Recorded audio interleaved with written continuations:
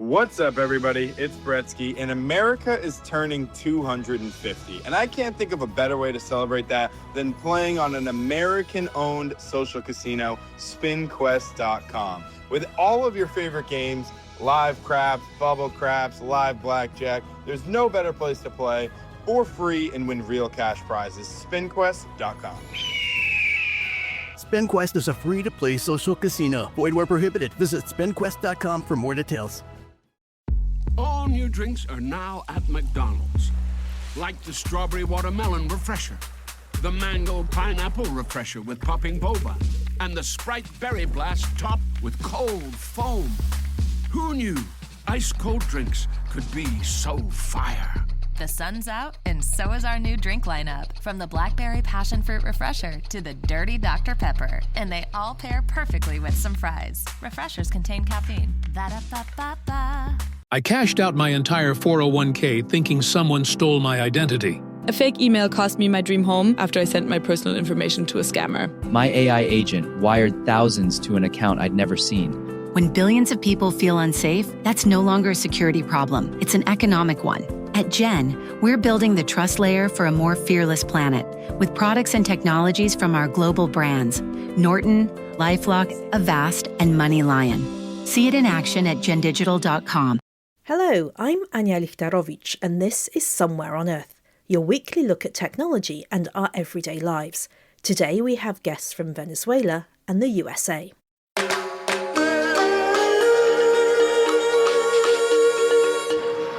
It's Tuesday, the 19th of May 2026. Welcome to the Global Tech Podcast. Coming up today, how one Colombian startup is trying to transform the refrigeration industry. NanoFreeze founder and CEO Isabel Pulido joins us to explain how biotechnology could cut cooling energy use by up to 50%, reducing both costs and carbon emissions in one of the world's most energy-intensive industries.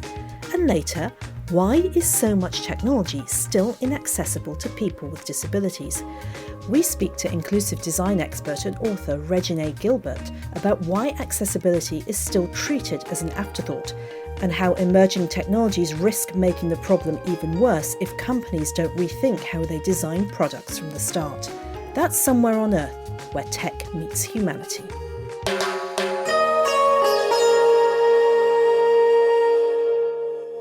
The refrigeration industry is responsible for about 10% of global greenhouse gas emissions, driven by both high energy use and traditional cooling gases. But one Colombian entrepreneur believes biotechnology could dramatically change that. Isabel Pulido is the founder and CEO of NanoFreeze, a company developing biodegradable bio-nanotechnology designed to make refrigeration cleaner, cheaper, and far more energy efficient. The company says its technology can reduce energy consumption in refrigeration systems by up to 50%, helping businesses lower both costs and carbon emissions while improving cold chain access in areas with limited electricity. NanoFreeze's innovations are already being used in refrigeration panels, thermal packing, and cooling systems for industries, including food transport. Isa has also been selected as part of this year's Cartier Women's Initiative, a global programme recognising women entrepreneurs creating social and environmental impact through business, which we've reported on before. I caught up with Isa from her office in Caracas to find out more. Refrigeration is the second most polluting industry in the world because it represents up to 23% of the world's energy consumption. And this makes it a very expensive industry because, to give you an idea, the world spends every year $4 trillion in energy, but refrigeration represents $1.1 trillion. And of course, this results also in a very polluting industry because every year this is equivalent to almost 3 billion tons of carbon dioxide. Besides being a very polluting and expensive industry, this is a very exclusive industry.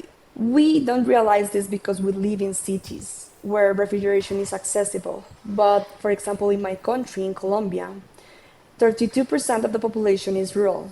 And this rural population don't have access to electricity, and therefore they don't have access to refrigeration.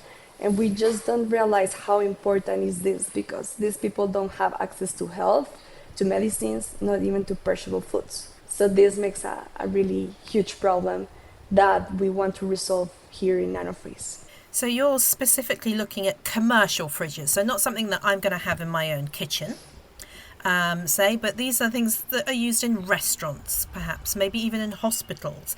Explain why you've decided to concentrate on that particular area. We think that the most important players in this problem that I just mentioned to you are the corporates.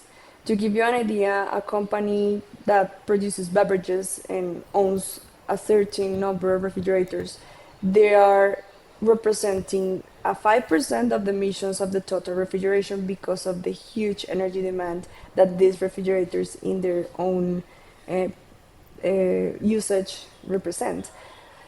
So to resolve this problem from the main players in the market, we decided to work with the commercial refrigerators. First, because we understand that these big players in the market are very important to contribute to this problem. So to working with them, we know that we are having a huge impact.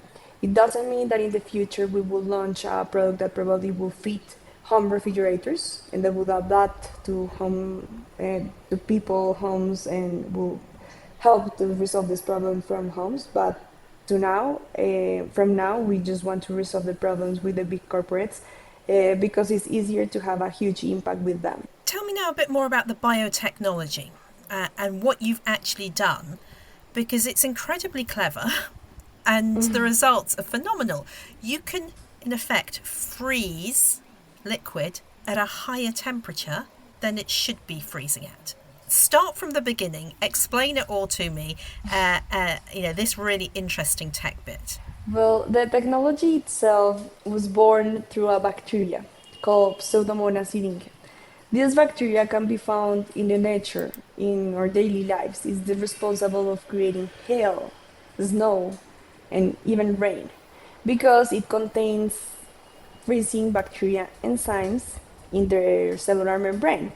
So we found this bacteria, and by realizing the importance of this bacteria and how familiar it is with us, we just decided to use it as an inspiration and as a source of the enzymes to create our own bio-nanotechnology. So our technology don't use the bacteria itself, but it makes use of the enzymes. So we immobilize these enzymes in high conductive nanoparticles of different materials. And with this, we are replicating the bacteria functionality. So by doing this, we are giving these enzymes resilience to temperature changes, and this is how we can just reach higher freezing points. So the nature of the bacteria itself is just to freeze at higher temperatures. But NanoFreeze replicates this functionality by immobilizing these enzymes, and it can reach even higher freezing points. This results, of course, in energy efficiency for certain applications, or even longer cold chain cycles, which also is helpful for cold transportation and food transportation and more. So to give you an idea, this enzyme and the bacteria is not harmful for humans or for the planet. You can find it everywhere. And we just found a very famous company in Switzerland, United States, and Chile that uses these enzymes to create artificial snow when the temperature is too high to have snow naturally. And they commercialize it in ski parks. So this is how the Alps ski parks works, for example. They produce artificial snow by using these enzymes. So today, this company is our supplier. And the difference is that we just don't use the free enzyme because it's too weak to temperature changes. It only can be used once, and then it loses its functionality. So what NanoFreeze does is to use this enzyme and immobilize it in nanoparticles of high conductive materials. So this results in a very powerful combination, because if you place this in water, you can cool faster. You can cool in the half time that you will normally last to cool a certain volume of water. So this is amazing for the refrigeration industry, because if you use this technology in a chiller that uses water to cool, a chiller is a common machine used in data centers that uses water to cool the indoor spaces. Then you will, instead of using 1 hour to cool this space, you will use half an hour. And the result is that you can save energy, you can save carbon emissions due to the kilowatts saved, and also you can generate economic savings for the companies that make use of this technology. So at the end, we're just replicating a natural system, a natural performance of a microorganism, and we just replicated in nanoparticles. So this is how we got the inspiration. This is how we are improving and using the natural resources to make efficiency in the refrigeration industry. So Isa, tell me, this is a proven technology. It's already been commercialized in other areas. You mentioned the ski parks and the artificial snow. It freezes the water, the liquid, quicker at higher temperature, so therefore you don't need to use as much energy to decrease the temperature for the freezing to happen. Your ice lasts longer, so particularly in transportation situations, that's really positive. That's going to cut down costs significantly. Can you give me some numbers now? Because all of this sounds really positive, but when you break it down, what are we looking at when it comes to energy use, greenhouse gases, costs for companies? What are your final figures? When it comes to food transportation, for example, we already commercialized our cold goods, which are cold packagings, in the agricultural exporters here in Colombia. We already got 41 clients where we already prevented more than $764,000 in food waste last year. So the impact keeps coming because, well, preventing the food to lose its cold chain, you can guarantee the safety and the freshness and the quality of the food that you're transporting. So you're not going to rely again on food waste. And this is how we work. By preventing like the cold chain rupticity, then we can just guarantee the longer shelf life and the freshness of the food that we're transporting. Regarding the energy efficiency sector, we already scaled our technology in more than 244 refrigerators in Colombia and in Mexico, where our technology already prevented more than 15 tons of carbon dioxide in just 1 year. This is equivalent to almost $40,000 in energy cost saved. So this is very important for the clients because besides having a good impact on the planet, they're also saving operating costs.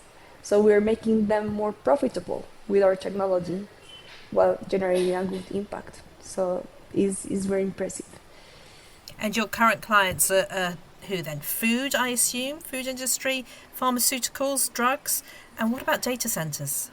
Our technology today is being commercialized in the food industry, but not in the pharma because we don't have the permits. As a startup, it's really challenging to obtain these permits and probably expensive. So we decided just to start with the food industry and with the beverages industry. So our clients are, for example, AB InBev, which is worldwide, which they are called Grupo Modelo in Mexico and Bavaria in Colombia. We also work with PepsiCo, which is Postobon in Colombia.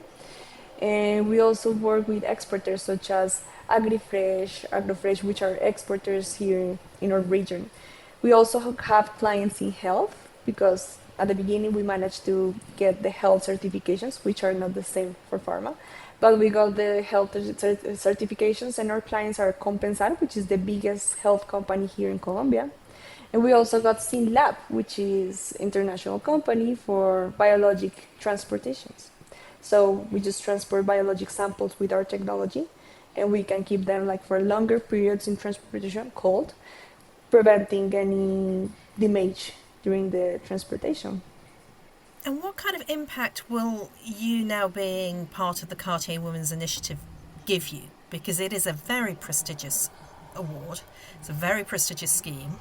It's very structured. You get a lot of support. Tell me how that is going to boost NanoFreeze.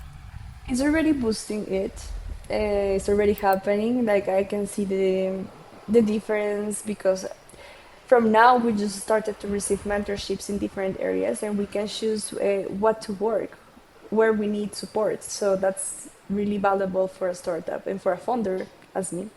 So I just find very valuable today the mentorships, all of the opportunities that we're getting, this type of showcases, because this is how other companies and customers can notice that they can just implement new technologies. So it's already showing a lot of impact for NanoFreeze, and I'm very grateful for this opportunity with Cartier. And I'm sure that in the future, like the price itself and the budget and the opportunities will just be even more powerful than today.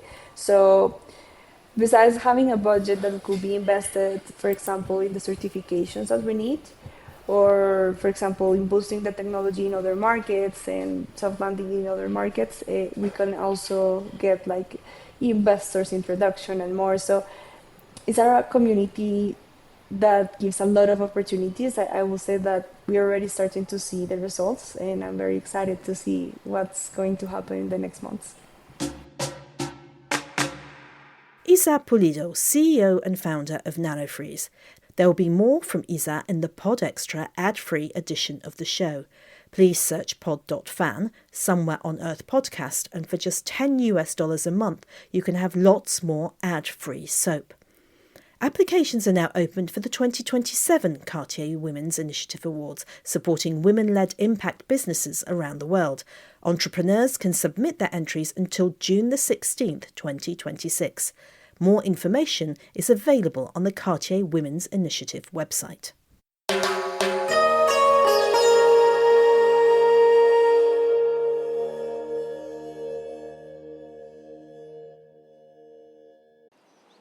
Forget whatever plans you have this weekend because you're staying at home and playing on SpinQuest. And there's never been a better time to sign up than right now. New users get $30 coin packs for just $10. All the table games you love, with hundreds of slot games and real cash prizes. That's at spinquest.com. SPINQUEST.com. SpinQuest is a free-to-play social casino. Void where prohibited. Visit spinquest.com for more details. What if your favorite way to unwind could actually reward you? With Mistplay, it can. Stop scrolling social media for nothing. Mistplay lets you earn points just for discovering and playing mobile games. Redeem them for gift cards from brands you love, simply for doing what you already do to relax. Download Mistplay today and make your downtime more rewarding. We know technology can transform lives, but too often it still excludes the very people who could benefit most from it. From websites that can't be used with screen readers to apps and AI tools that aren't designed for disabled users in mind, accessibility remains a major problem across the tech industry.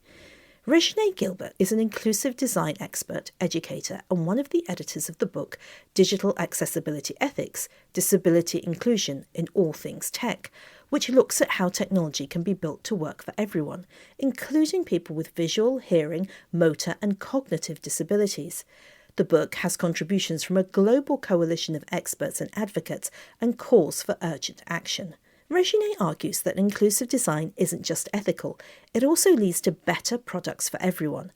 I asked her why we are still designing technology that leaves millions of people behind. It's a very layered issue. It's not just one thing that is keeping us in a place where things are made inaccessible. A lot of issues in general are siloed, and we have this way of approaching things that doesn't include everyone, right? So when we think about our essential services, healthcare, banking, emergency systems, how are we creating things that don't have barriers, right? I think what happens is people start working on something, they're mostly thinking of themselves, and they're not thinking about the larger audience. And in the United States, which is where I live, 1 in 4 people live with a disability. And when we aren't including these folks, or even thinking about them because we're in our own heads, we're in our own little silos. We continue to repeat the same pattern of leaving people out. Can you give me some examples about how people are left out? Because so much of our lives is online or needs an app or needs something technological to get us to be able to access it. Can you tell me how these people are being impacted? Well, I could tell you how we're all being impacted in one way. I think so many people are on social media, and when you are out and about and you're looking at your social media and you are watching a video and the video has no captions on it and you don't have your headphones, so you can't really hear what's going on, you just see the mouth moving, this is a barrier, right? This is a barrier that everyone faces. If you can't get an understanding of what's going on in this scenario because you can't hear it, you don't have captions. So that's just one way that's a general for most folks. I think captions we've seen are so helpful for so many, and not just folks who are deaf or hard of hearing. But it's not easy really sometimes to put captions on. I know what I'm like with the podcast. It's like, all right, I need to put a transcript in, and sometimes it works as a Word document. Sometimes it doesn't on certain platforms. Sometimes I have to paste it in, cut and paste it in, the actual text. Sometimes I haven't pressed a button somewhere. It's not easy for me to do it. Right. And I think that is one of the barriers to entry, is that when people run into any sort of roadblock, they say, well, I don't want to do it. And with that comes, whether you're having a podcast or you have a store or you have anything, you're also losing an audience, you're losing a customer. So the question has to be for the person, for the entity, for the organization, can I put in this extra effort? Can I do this once? Well, when I did it once, it was hard to do. I don't want to do it again. So the way that I like to approach this is doing it for the first time, it's difficult. Doing it the 5th time, it's less difficult. Doing it the 10th time, it's becoming easier. The 20th time, the 50th time, the 100th time. The 100th time you got it. It becomes part of your workflow. It becomes part of your structure. And I think what happens with people wanting to make things accessible is that doing it the 1st time, the 5th time, the 10th time is hard. So we don't want to do it. But if history teaches us anything, it's that you have to kind of keep doing it. The more you do it, the easier it becomes. And I think what's happened is that frustration comes in, the roadblock comes in, and people just turn around and don't do it. It's not only a technical issue, it's also an ethical one, isn't it? Yes. And the hard part, I think, about ethics is like who gets to define it. And in the book, in the digital accessibility ethics book, we were so lucky to bring in, besides Lainey, Chancey, and me, 36 other authors with over 600 years of experience combined. And from that, we said, we're not the experts in everything, but these people are, right? And so in the book, we get to share what ethics looks like from different lenses. Because you can't just slap one lens and say, well, this is ethical and this is not. Where should a company or a government start? Because every problem, it appears to me, deserves a different solution. There's never a one fits all, is there? And especially when it comes to disability and all those hidden disabilities, all the neurodiversities, etc. You really have to be very nuanced with each individual, don't you? Yes. I mean, the hard part, I think, for a lot of folks, a lot of organizations is where do we begin? And one of those areas for folks to begin is to look around them. I'm sure that there are people within organizations that may need accommodations. And if that's the case, then what other things can you do to think about your customers? Like if you're accommodating certain people within your organization, let's say they're neurodiverse in some ways and need whatever accommodations, like how can you branch that out to your customer base? When you're thinking about your employees who are deaf and blind and the accommodations that you make, how can you extend that to your clients, to your guests? I think people look at it, and I've seen in the past where people say, "Oh, it's so hard," and I said, "Well, everything is hard in the beginning, but we have to look at what we have." And I think another piece of it is education. And Kate Sanka, who heads up Teach Access, and Rolando wrote a chapter on education and digital accessibility ethics.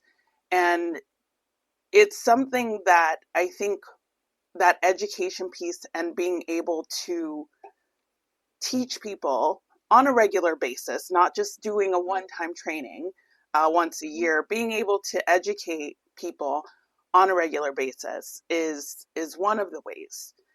So I would say first, within organizations, looking at who's around you, looking at what accommodations you're already making, how can you extend those? And then secondly, having education and providing people with getting to know and understand what accessibility is.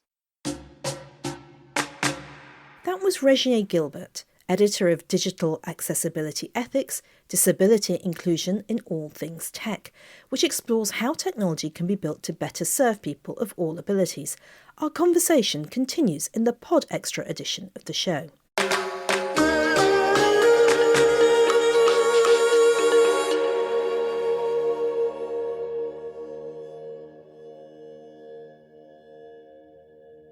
And don't forget about those reviews.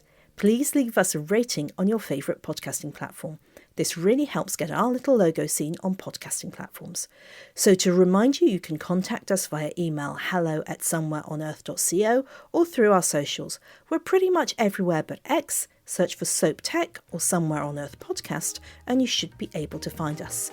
That's all for this week. The production manager is Liz Tuohy and I'm the editor. Bye-bye.